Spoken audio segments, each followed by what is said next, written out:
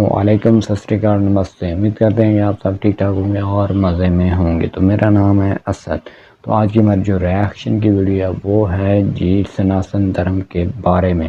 इसमें भी हमें कुछ जानकारी मिलने वाली है, एक्टिव किस्म के साथ वीडियो होने वाली है और हमारे पाकिस्तानी और मुस्लिम का क्या इस पर रिएक्शन है, तो बहुत ही एक्टिव किस्म के साथ देखने को मिलने वाली है। तो let's go start, enjoy this video पर लाइक एंड चैनल को सब्सक्राइब करना। तो मिलते हैं नेक्स्ट को। दोस्तों, आप सभी महामाई जगदम्बा देवी दुर्गा के बारे में तो जानते ही होंगे। इन शक्ति स्वरूपा देवी दुर्गा ने समस्त लोगों के कल्याण के लिए तथा दुष्ट दानवों और राक्षसों का विनाश करने के लिए कई बार अपने अलग अलग रूप धारण किए थे। भगवती देवी दुर्गा आज भी समस्त लोकों में अपने भक्तों का कल्याण करती हैं। इसी कारण संसार में देवी दुर्गा के कई रूपों की पूजा की जाती है। विशेषकर नवरात्र में 9 दिन तक देवी दुर्गा के 9 रूपों की पूजा की जाती है। तो चलिए आज अपने एपिसोड में हम देखते हैं कि नवरात्रों में देवी दुर्गा के किन किन रूपों की पूजा की जाती है। दोस्तों, देवी दुर्गा को माता पार्वती का ही एक रूप माना जाता है, इसलिए नवरात्र में पहले दिन इनके जिस स्वरूप की आराधना की जाती है उसका नाम है शैलपुत्री। पर्वतराज हिमालय के यहाँ पुत्री रूप में जन्म लेने के कारण इनका नाम शैलपुत्री पड़ा था। दोस्तों, देवी शैलपुत्री अपने पूर्व जन्म में ब्रह्मा जी के मानस पुत्र प्रजापति दक्ष की पुत्री थी। तब इनका नाम सती था और इनका विवाह भगवान शंकर जी के साथ ही हुआ था। परंतु देवी सती ने अपने उस जन्म में अपने पिता के यज्ञ के हवन कुंड में अपना दाह करके शरीर त्याग दिया था। देवी सती का दूसरा जन्म शैलपुत्री के रूप में हुआ और इनका विवाह भी भगवान शंकर जी के साथ हुआ था। देवी शैलपुत्री को हम देवी हेमवती व देवी पार्वती के नाम से भी पुकारते हैं। दोस्तों, वृषभ यानी बैल पर सवार देवी शैलपुत्री के दाएं हाथ में त्रिशूल तथा बाएं हाथ में कमल सुशोभित रहता है। इनकी उपासना करने से मनुष्य को अनंत शक्तियां प्राप्त होती हैं। दोस्तों, नवरात्र के दूसरे दिन माँ दुर्गा के ब्रह्मचारिणी स्वरूप की पूजा की जाती है। यहाँ ब्रह्म शब्द का अर्थ है तपस्या। ब्रह्मचारिणी अर्थात तप की चारिणी, तप का आचरण करने वाली। दोस्तों, देवी सती ने जब शैलपुत्री के रूप में दूसरा जन्म लिया था तब सभी मनुष्यों की तरह उन्हें भी पिछले जन्म की कोई भी घटना याद नहीं थी और उधर भगवान शंकर अपनी पहली पत्नी सती के शोक में डूबे हुए थे। तब देवताओं ने भगवान शिव को शोक से उबारने के लिए शैलपुत्री को उनकी पत्नी बनाने का विचार किया और देवर्षि नारद को शैलपुत्री के पास भेजा। देवर्षि नारद ने देवी शैलपुत्री को जब भगवान शंकर को अपना पति बनाने के लिए प्रेरित किया तब देवी शैलपुत्री ने भगवान शिव को अपने पति के रूप में प्राप्त करने के लिए हजारों वर्ष तक इतनी कठोर तपस्या की थी कि तीनों लोकों में हाहाकार मच गया था। दोस्तों, देवी शैलपुत्री की वह तपस्या बड़ी ही अभूतपूर्व थी। ऐसी कठोर तपस्या कभी कोई नहीं कर पाया था। इस कारण ही उनका नाम ब्रह्मचारिणी पड़ गया था। देवी दुर्गा के इस ब्रह्मचारिणी स्वरूप के दाहिने हाथ में जप की माला तथा बाएं हाथ में कमंडल रहता है। इनकी उपासना करने वाले मनुष्य कठिन से कठिन संघर्षों में भी अपने कर्तव्य पथ से विचलित नहीं होते हैं। दोस्तों, नवरात्र के तीसरे दिन माँ दुर्गा की तीसरी शक्ति चंद्र घंटा की पूजा की जाती है। माँ दुर्गा के इस स्वरूप के मस्तक में घंटे के आकार का अर्धचंद्र है। इसी कारण इन्हें चंद्र घंटा देवी कहा जाता है। दोस्तों, सिंह पर सवार देवी चंद्र घंटा के 10 हाथ हैं और उनके 10 हाथों में अस्त्र और शस्त्र विराजमान हैं। देवी चंद्र घंटा की मुद्रा देखने में ऐसी प्रतीत होती है जैसे कि वो युद्ध करने के लिए तैयार हैं। नवरात्र की दुर्गा उपासना में तीसरे दिन की पूजा का बहुत ही ज्यादा महत्व है, क्योंकि देवी चंद्र घंटा शीघ्र फल देने वाली देवी है। इनकी भक्ति करने वालों को इनकी कृपा से जल्द ही अलौकिक वस्तुओं के दर्शन होने लगते हैं, दिव्य सुगंधों का अनुभव होने लगता है तथा तरह तरह की दिव्य ध्वनियां सुनाई पड़ने लगती हैं। कहते हैं ऐसे क्षणों में भक्तों को बड़ा सावधान रहने की आवश्यकता होती है। देवी चंद्र घंटा की साधना पूर्ण होने पर अति शीघ्र फल प्राप्त होता है। माँ चंद्र घंटा अपने भक्तों के समस्त पाप और बाधाएं नष्ट कर देती हैं।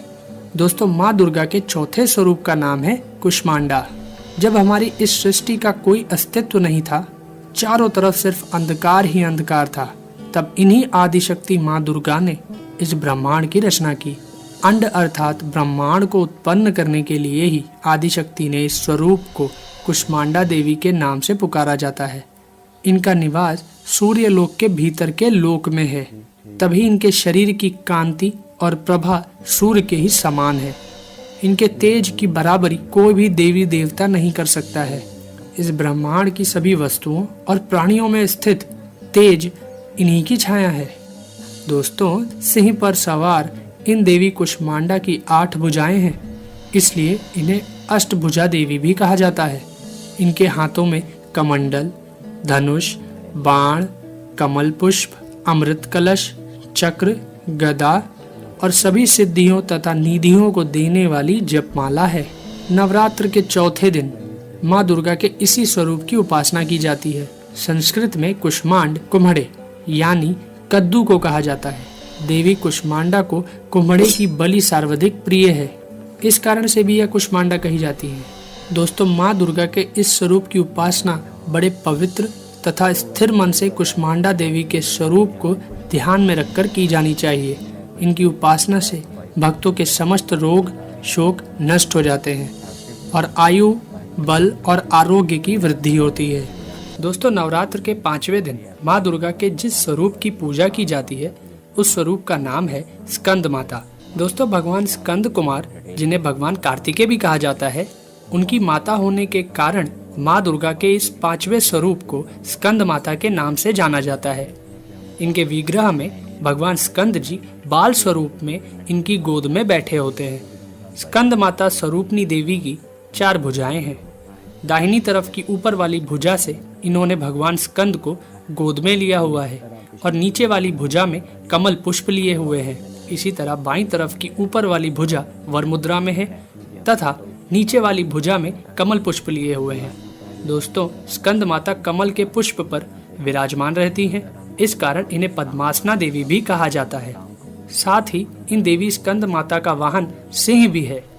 स्कंद माता की उपासना करने से बाल रूप स्कंद भगवान की पूजा स्वयं हो जाती है।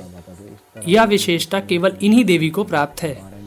दोस्तों, माँ दुर्गा के 6ठे स्वरूप का नाम है देवी कात्यायनी। पूर्व काल में कत नाम के एक महर्षि हुए थे, जिनके पुत्र हुए थे ऋषि कात्य। इन्हीं ऋषि कात्य के गोत्र में ऋषि कात्यायन उत्पन्न हुए थे। ऋषि कात्यायन ने बहुत वर्षों तक माँ भगवती की तपस्या की थी। उनकी इच्छा थी कि माँ भगवती उनके घर पुत्री के रूप में जन्म ले। दोस्तों, कहा जाता है कि जब दैत्य महिषासुर का वध करने के लिए भगवान ब्रह्मा, विष्णु और महेश तीनों ने अपने तेज के अंश से माँ दुर्गा को उत्पन्न किया था, तब महर्षि कात्यायन ने ही सर्वप्रथम उन देवी दुर्गा की पूजा की थी। इसी कारण से देवी दुर्गा का यह स्वरूप देवी कात्यायनी कहलाया और ऐसी मान्यता है कि इन्हीं देवी कात्यायनी ऋषि कात्यायन के यहाँ पुत्री के रूप में उत्पन्न हुई थी। दोस्तों, सिंह पर सवारी करने वाली देवी कात्यायनी का स्वरूप बड़ा ही भव्य तथा दिव्य है। इनकी 4 भुजाओं में दाहिने तरफ की ऊपर वाली भुजा अभय मुद्रा में है तथा नीचे वाली भुजा वर मुद्रा में है। बाईं तरफ की ऊपर वाली भुजा में तलवार तथा नीचे वाली भुजा में कमल पुष्प सुशोभित है। माँ देवी की इस कात्यायनी स्वरूप की पूजा नवरात्र के 6ठे दिन की जाती है। माँ कात्यायनी अपने भक्तों को 4 फल अर्थ, धर्म, काम और मोक्ष प्रदान करती हैं। दोस्तों, नवरात्र के 7वें दिन माँ दुर्गा के कालरात्रि स्वरूप की पूजा की जाती है। देवी कालरात्रि के शरीर का रंग घने अंधकार की तरह काला है। सर के बाल बिखरे हुए हैं और इनके 3 नेत्र हैं। इनकी नाक से अग्नि की भयंकर ज्वालाएं निकलती रहती हैं। गधे पर सवारी करने वाली देवी कालरात्रि के दाहिने तरफ की ऊपरी भुजा वर मुद्रा में है तथा नीचे वाली भुजा अभय मुद्रा में है। बाईं तरफ की ऊपर वाली भुजा में लोहे का कांटा है और नीचे वाली भुजा में खड़ग है। माँ कालरात्रि का स्वरूप देखने में अत्यंत भयानक है, परंतु यह सदैव शुभ फल प्रदान करती हैं। इसी कारण इनका नाम शुभंती भी है। दानव, दैत्य, राक्षस, भूत, प्रेत आदि इनके स्मरण मात्र से भयभीत होकर भाग जाते हैं। इनके भक्तों को अग्नि भय, जल भय, जंतु भय, शत्रु भय, रात्रि भय आदि कभी नहीं होते हैं। दोस्तों, माँ दुर्गा की 8वीं शक्ति का नाम है महागौरी। इनका रंग पूर्णतः गौर है। इनकी गौरता की उपमा शंख, चक्र, चंद्र और कुंद के फूल से दी गई है। देवी महागौरी की आयु 8 वर्ष की मानी गई है। इनके वस्त्र आभूषण भी श्वेत हैं। वृषभ की सवारी करने वाली देवी महागौरी की 4 भुजाएं हैं। इनके दाहिनी तरफ का ऊपरी हाथ अभय मुद्रा में है और नीचे वाले हाथ में त्रिशूल है, और बाईं तरफ के ऊपर वाले हाथ में डमरू और नीचे वाला हाथ वर मुद्रा में है।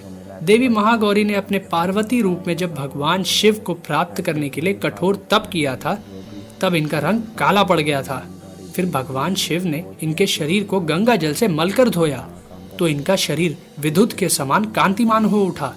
तभी से इनका नाम महागौरी पड़ गया था। नवरात्र के दुर्गा पूजा में 8वें दिन देवी महागौरी की पूजा की जाती है। देवी महागौरी की उपासना से सभी पाप नष्ट हो जाते हैं। भविष्य में कभी पाप और दुख भक्तों के निकट नहीं आते हैं। माँ दुर्गा की 9वीं शक्ति का नाम सिद्धिदात्री है। यह देवी सभी प्रकार की सिद्धियों को देने वाली है। देवी सिद्धिदात्री की कृपा से ही भगवान शिव का आधा शरीर स्त्री का हो गया था और वह संसार में अर्धनारीश्वर के नाम से जाने गए थे। सिंह की सवारी करने वाली देवी सिद्धिदात्री कमल के पुष्प पर भी आसीन होती हैं। इनकी 4 भुजाएं हैं, जिसमें दाहिनी तरफ की नीचे वाली भुजा में चक्र तथा ऊपर वाली भुजा में गदा विराजमान है, तथा बाईं तरफ की ऊपर वाली भुजा में कमल पुष्प तथा नीचे वाली भुजा में शंख है। नवरात्र की दुर्गा पूजा में 9वें दिन देवी सिद्धिदात्री की पूजा की जाती है। देवी सिद्धिदात्री की उपासना पूर्ण कर लेने के बाद भक्तों की सभी मनोकामनाएं पूरी हो जाती हैं। तो गाइस वीडियो पर रिएक्शन किया। इस वीडियो में अभी हमें कुछ मालूमात मिली है, कुछ समझने को मिला है, कुछ देखने को मिला है। तो भाई सनातन धर्म के बारे में बताया गया था, तो मुझे तो बहुत ही एक्टिव किस्म के साथ इस भाई ने जो भी किया, सारा कुछ इसने जानकारी दी वीडियो में, तो बहुत ही एक्टिव किस्म के साथ बताया कि भाई ये फलाना काम करता है, ये फलाना, इससे फलाना हुआ था, इससे फलाना हुआ था, सारा कुछ इसने डिटेल के साथ ही बता दिया सारा कुछ। तो बहुत ही एक्टिविटी के साथ देखने को मिला है। तो बाकी मिलते हैं नेक्स्ट वीडियो के अंदर, उस पर भी रिएक्शन करेंगे और देखेंगे कि हमें क्या नई एंजॉय और नई सीखने को चीज़ें मिलने वाली हैं। तो बहुत ही एक्टिविटी के साथ भाई ने बताया कि भाई इस तरह सनातन धर्म में होता है, इस तरह में ये सही होता है, ये गलत होता है, ये सारा कुछ इसने बताया। और जिस तरह पिछली वीडियो पर मैंने किया था जो मंदिर वाला गनाई पॉपी जो मंदिर है ना, उसके बारे में जो मैंने वीडियो पर रिएक्शन किया था ना, तो उसके बारे में बताया गया था कि भाई जो है ना पहले हिंदू धर्म और सनातन धर्म था। इसकी वजह से जब हिंदू धर्म के बाद इस्लाम आया ना, जब लोगों ने इस्लाम कबूल किया तो हिंदू धर्म को छोड़कर इस्लाम जब कबूल किया गया था, उसके बारे में उसने बताया कि वो जो मंदिर था ना गनानपति, उसको मस्जिद में कन्वर्ट किया गया था थोड़ा बहुत। तो इस तरह वो उनकी सर्विस न्यूज़ थी कि जिसके बारे में उसने बताया था कि भाई हमारा जो गनानपति मंदिर था ना उसे मस्जिद में कन्वर्ट किया गया, तो ये मंदिर की जगह है। तो उनका जो केस चल रहा था, तो उस मौलवी ने, मौलाना साहब ने जो जाकर बताया ना, तो इसकी तरफ से इसी तरह होता है सनातन धर्म की ये वीडियो आज। तो मुझे तो वीडियो बहुत पसंद है। अगर पसंद है वीडियो पर लाइक करें, चैनल को सब्सक्राइब करें। तो मिलते हैं नेक्स्ट वीडियो के अंदर, तब के लिए बाय बाय गाइस।